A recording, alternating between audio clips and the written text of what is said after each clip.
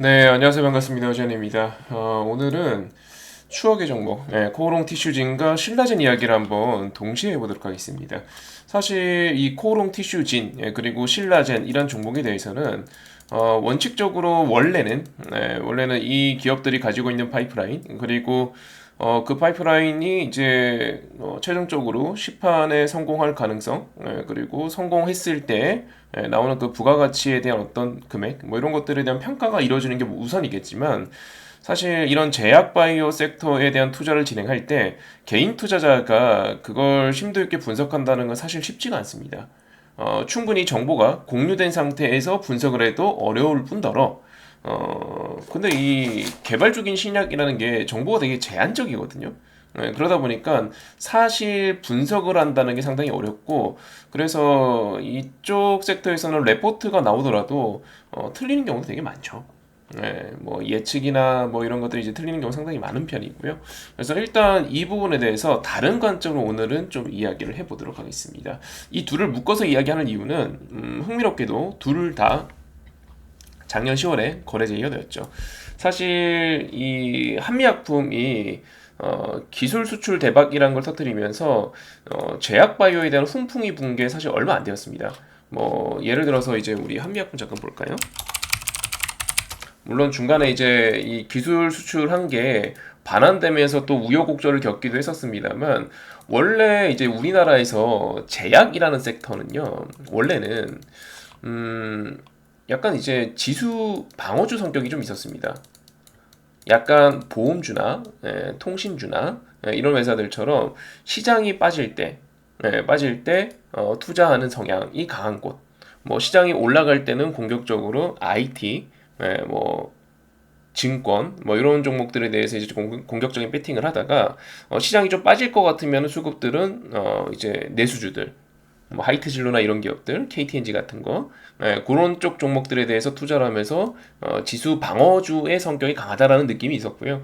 하지만 이 한미약품이 기술 수출 대박이라는 거 터뜨리면서 주가가 이런 식으로 급등을 했고, 더불어 여타의 이제 많은 기업들이 또 상장이 되었죠. 예를 들어 삼성바이오로직스라든지, 셀트리온 같은 경우도 엄청난 흑자 전환에 성공을 하면서 시장에서 완전 이제 메이저 종목으로 자리 잡기 시작을 했었고요. 이 제약 바이오 섹터가 이때를 기점으로 해서 이미지가 확 바뀝니다.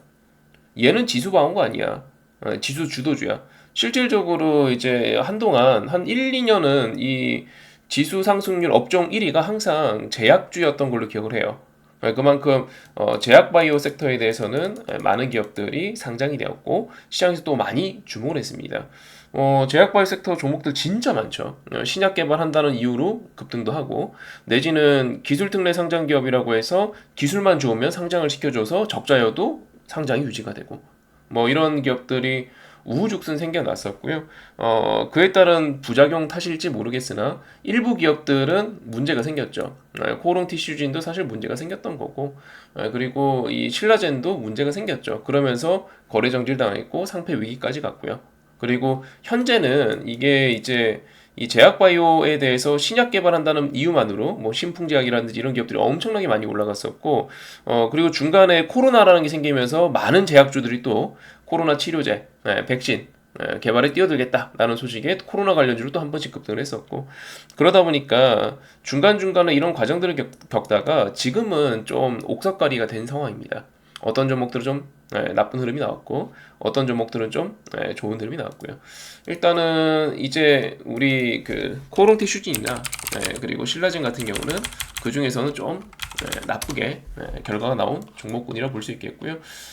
그렇게 이제 상장 폐지 심사를 받다가 작년 10월경에 상장 유지 결정이 되면서 신라젠과 코오롱 티슈진 둘 다 현재 거래가 되고 있습니다. 자, 그럼 여기서 이제 우리 개인 투자자가 한번 생각해 볼 문제가 있는데요. 이 둘 다 신약 개발 기업입니다. 신약 개발이라는 게 상당한 장기전 플러스 시간도 필요하고요. 그리고 돈도 필요하죠. 임상도 해야 되고 하니까요. 예를 들어서 이제 사실 개인적으로는 신약 개발 기업들 중에서 좀 좋다, 좋은 기업이다라고 생각하는 거는 한미약품. 왜냐하면 한미약품 같은 경우는 스크롤 쭉 내려보면은 사실 완성형 제약체거든요. 뭐 이미 상당한 많은 포트폴리오로 엄청난 매출과 이익을 내고 있는 상황이고, 플러스 그러면서 미래에 대한 대비 차원에서 신약 개발을 하고 있죠. 우리가 잘 알고 있는 뭐 예를 들어서 이제 뭐 동화약품이라든지 대웅제약이라든지 이런 전통의 제약사들 있죠. 신흥 제약사라고 해야 될까요? 뭐 원래는 이제 바이오시밀러라는 이름으로 등장을 했었던 뭐 삼성 바이오로직스라든가 셀트리온이라든가 뭐 이런 이제 신흥 기업들 말고 전통의 제약사들, 오래된 전통의 제약사들 중에서는 사실 되게 안정적으로 신약 개발을 이어가고 있는 기업이라고 생각이 들어요. 한미약품 같은 경우는 매년 무상증자랑 현금 배당까지도 실시하고 있죠. 근데 다시 우리 신라젠을 보자고요. 신라젠 같은 경우는 문제가 뭐냐면 신약 개발에만 몰두하고 있고 현재 매출은 없어요. 현재 매출은 없습니다. 이게 매출이 있다고 말하긴 어렵죠. 그러니까 엄청난 인건비와 엄청난 개발비, 임상비 등이 발생을 하기 때문에 지금 이 돈이 매년 사실 필요한 상황입니다.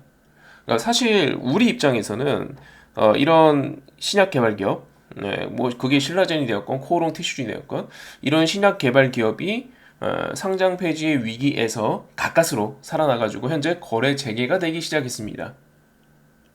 그쵸? 거래 재개가 되고 있는 상황이고, 그러면 사실 우리 입장에서는 이 돈을 유지할 수 있는지 체크하는 게 먼저예요.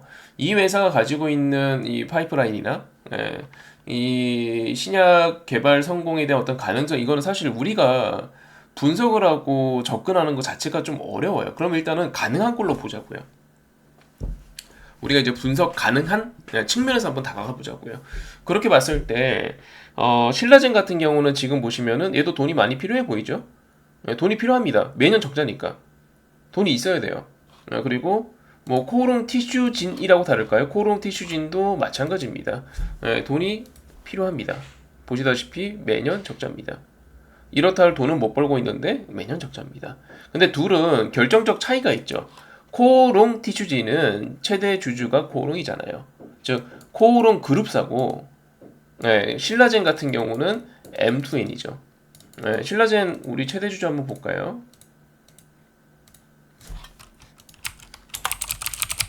자, 신라젠 같은 경우는 이제 보시게 되면은 최대 주주가 M2N이죠. 중간에 이제 M2N이 신라젠에 대한 경영권을 가질 수 있게 되었었고요. 근데 M2N이 상장사란 말이에요. 그래서 M2N을 우리가 보자고요. M2N을 보게 되면은 얘도 그렇게 이렇게 뭐 안정적으로 돈을 벌고 있다라고 말하기는 어렵죠. 그렇죠? 둘의 차이가 좀 있어요. 예를 들어서 지금 이제 우리 코롱 티슈진 같은 경우 볼게요. 이제 상장 거래 재개가 되기 전에 이런 기사가 나왔었죠. 이용렬 코오롱 그룹 명예 회장의 뚝심 이러면서 코오롱 티슈진 거래제 관건은 미국 임상 3상 자금 조달 뭐 이렇게 나와 있습니다만, 퇴임 후에도 102억 원 사재로 투자를 했고, 그리고 이제 쭉 내려보면은 되게 흥미로운 내용들이 많습니다. 코오롱 티슈진 같은 경우는 예를 들어서 이제 방금 말씀드린 것처럼 사재로 102억 원을 투자를 했고, 그리고 경영 안정화와 투자자 보호를 위해서 스스로 2024년 10월까지 보호회수 걸었기 때문에 이 코롱 최대 주주 측은 주식 못 팔아요 지금. 셀프로 보호회수를 건 상황입니다. 못 파는 그런 상황이고요. 그 중간에 이제 코오롱 그룹 차원에서 돈을 계속 투자를 했습니다. 330억 원 투자, 350억 원 투자. 네. 그리고 해당 유상 증자의 대상자는 코오롱. 이제 코오롱이 코오롱 티슈진에다가 투자를 한 거죠. 네, 투자를 했고, 내년 4월까지 추가로 또 유상증자를 해가지고, 코오롱 그룹 차원에서 코오롱 티슈진에 돈을 투자하겠다. 그게 올해입니다. 올해 4월. 다다음 달이요. 네, 다다음 달까지. 3, 4월까지. 네, 당장 이번 달에 발표될 수도 있고요. 다음 달에 발표될 수도 있고, 그 다음에도 발표될 수 있겠죠.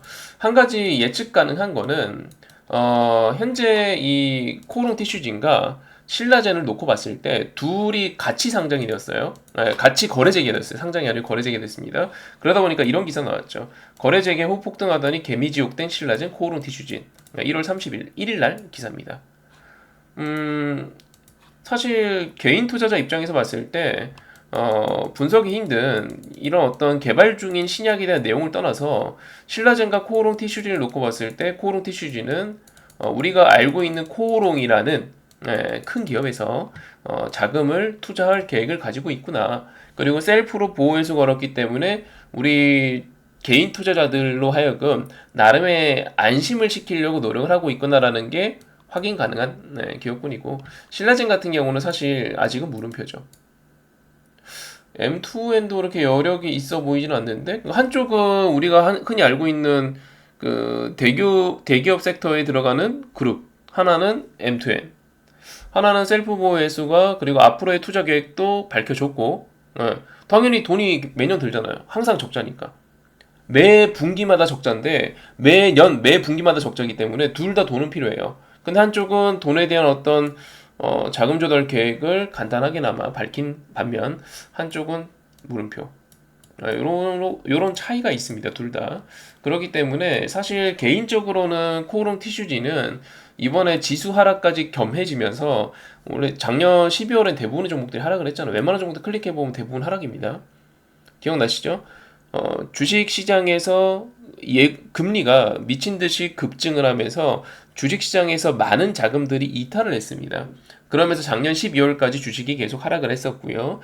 그 시기 플러스 코오롱 티슈지는 그렇게 이제 거래 재개 이후에 현재 뭐 이렇다 할 매수세가 붙지 않으면서 이렇게 빠진 상황이고요. 그러고 나서 지금 다시 이런 모양으로 조금 탈출을 모색하고 있는 것 같고 신라젠 같은 경우도 똑같이 빠졌습니다. 그럼 차트가 되게 비슷해요. 10월달에 급등을 하고 나서 빠졌고 근데 반등이 좀 미비하죠. 둘 차트를 이제 동시에 켜놓고 보게 된다면 명확하게 비교가 되실 건데요. 코오롱 티슈진 같은 경우는 이런 모양 이렇게 되어 있죠. 저는 개인적으로 현재 상황에서 놓고 봤을 때 이쪽 섹터에 대해서 이제 투자를 하는데 좀 하이리스크 하이리턴을 투자하고 싶다라고 한다면 저는 굳이 고른다면 코오롱 티슈진. 네, 신라젠은 지금은 투자자에게 좀 안심을 시킬 만한 그런 보호 장치, 그리고 나 앞으로 돈을 이렇게 조달할 수 있어. 라는 어떤 그런 계획 이런 게 충분히 공유가 되지 않은 그런 상황인 것 같습니다. 물론 M2N 측에서도 어떤 계획을 가지고 있겠습니다만 그게 조금 현재 미비하지 않나. 개인 투자자 입장에서 약간 눈을 감고 투자해야 되는 그런 상황이지 않을까라는 생각이 드네요. 참고해 주시고 저라면 둘 중에 코오롱 티슈즈를 공략할 거고요. 작은 비중으로 약간 이런 공략 가능하겠죠 지금. 사실 코오롱이 이제 하고 있는 사업들 뭐 수입차라든지 건설이라든지 아니 코오롱 생명공학도 일단은 뭐 제약이나 이런 쪽 섹터로 봐야 되잖아요. 그 업종군들이 최근에 경기 침체로 인해 가지고 그렇게 수익성이 좋지는 않겠지만 그래도 충분히 이 코오롱 티슈진이 하고 있는 사업에 대해서 투자할 수 있는 여력은 있다고 봐요. 그래서 저는 코오롱 티슈진에 대해서 이제 뭐 한 3, 4월경에 진짜 유상증자가 나올 거다라는 기대감에 약간 소액으로 이제 선침해성 투자를 해보는 건 나쁘지 않을 것 같고 만약에 보유하신 분들은 당연히 그때까지 가져가셨다가 대응을 하시는 게 맞을 것 같고 만약에 이제 그룹 차원에서 3자 배정 유상증자로 코오롱 티슈진에 투자 계획을 발표하게 된다면 당연히 얘는 단기 급등합니다. 못해도 이 상승분의 절반은 따라가겠죠.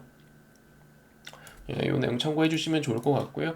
아마 거래 재개하고 그리고 이제 보호회수까지 걸어가면서 지금 뭐 사재 출연까지 해가면서 이용렬 회장이 인보사에 투자를 하고 있기 때문에 코오롱 티슈지는 일단은 투자 계획 자체는 당연히 이제 약속한 대로 실행될 거라 기대가 되고요. 신라젠은 아직은 현재까지 나온 소스로는 예측이 좀 어려운 것 같습니다. 저는 코오롱 티슈지 한 표를 드리고 이쪽은 좀 큰 금액으로 투자하긴 좀 애매하지만 소액으로 일단 투자해 보시는 거는 충분히 가능하지 않겠다는 생각이 드네요. 네, 참고해 주시고 이외에 개인적으로 코오롱 티슈지는 타이밍이 오면 공략도 같이 해볼 거라서 같이 좀 공략하고 싶은 분들은 영상 하단에 있는 제가 운영 중인 카톡방 링크 클릭해서 놀러와 주시면 될 것 같습니다. 이번 영상 여기까지 하도록 하겠습니다. 허재현이었습니다.